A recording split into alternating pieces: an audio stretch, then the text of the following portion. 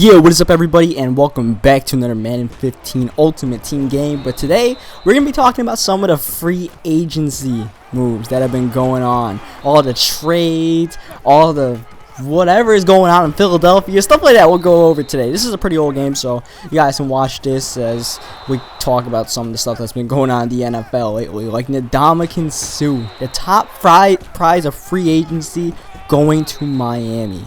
Now, it's not a bad move by Miami. Anytime you can add Sue to your team, that's really good because obviously he's one of the best run stuffers in the NFL, and then he's a dual threat because he can rush the quarterback better than most. But I don't know, it was a good idea for them to get Sue exactly because you just put so much money on one player, on the Demarco Murray, that like, where's the rest of the money gonna go? You have so many other needs on your team. Sure, you got Sue, but you know, football is a team sport, and while you might have good defensive tackles, maybe like your wide receiving core or something like that is weak, and you can't pay those guys anything because you paid Sue, as we end up actually giving up a safety on this. Not often you see something like that. So it's like I don't disapprove of the move, but I don't exactly approve of the move of what Miami did. Now the other top prize of free agency, I wasn't, you know, people weren't sure whether another team might actually be able to get him, was Revis. He went to the Jets. That's pretty good for the Jets to end up with Revis.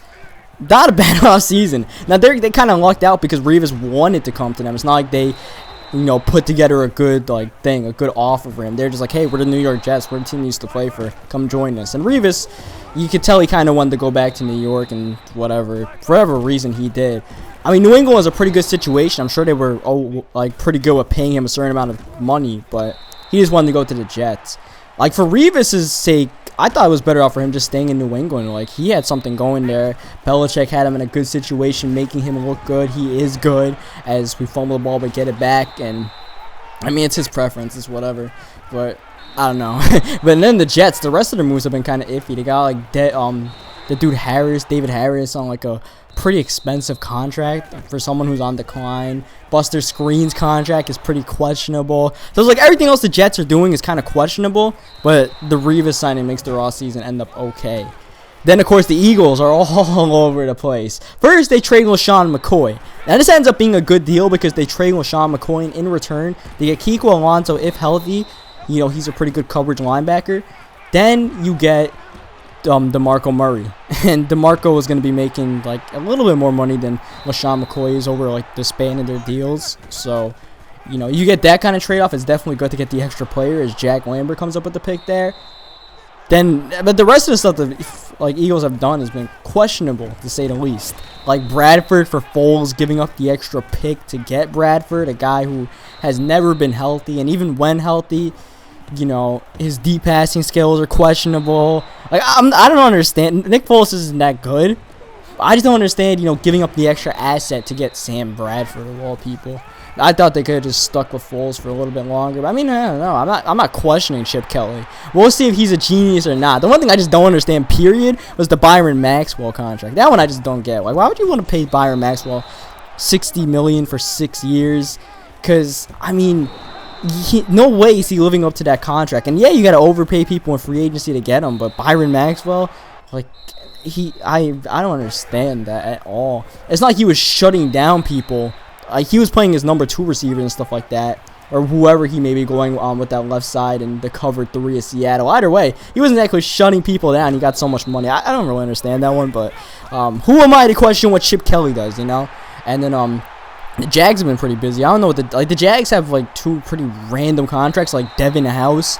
Who is Devin House and why is he being paid so much? They got Julius Thomas, which is good, but I mean, and it's good for the Jags to be spending money like that. It's just Julius Thomas, his, you know, injury history. I don't know. It just seems like a deal that like would not work out for the Jaguars. It's like one of those kind of teams where they'll get the bad luck of Julius Thomas not working out for them. You know, it's a gamble, but you know, the gamble they can easily lose. And I feel like the Jaguars are just gonna lose that gamble. It's bad luck for them. So yeah, that's that. And the Niners have been losing a ton of players. Patrick Willis retired out of nowhere. I mean, he was injured last season, but still out of nowhere. Dude's 30, and he's still pretty good, and he retired. Good for him to retire, you know, while he can still walk.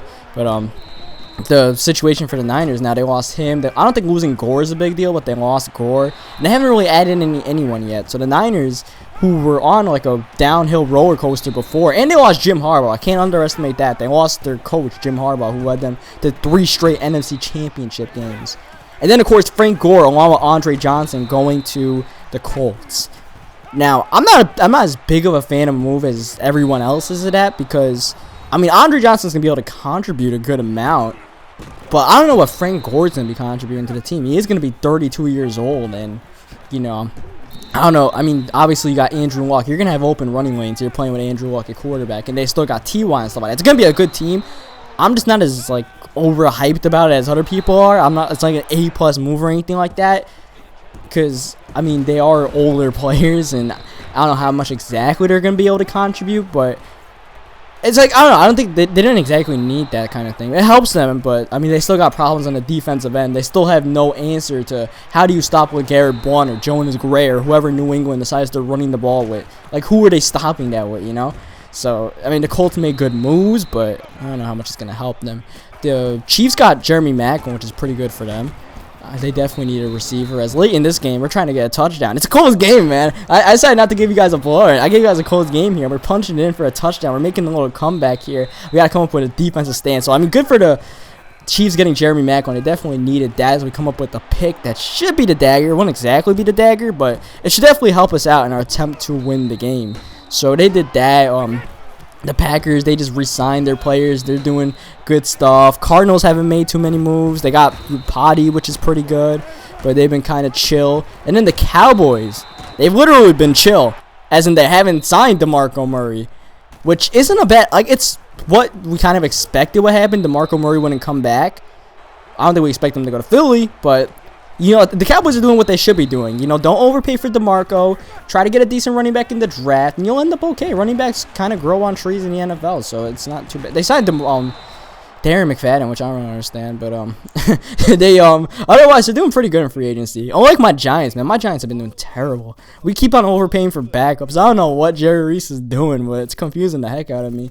I want to say it's going to end up good, but it just doesn't look good as far as what he's doing. Like, we better be drafting well. That's going to do it for this free agency talk. I guess I'll try to do more in another video because I didn't get to talk over everything that maybe people would have wanted to hear. So, yeah, I guess I'll get to some of that soon.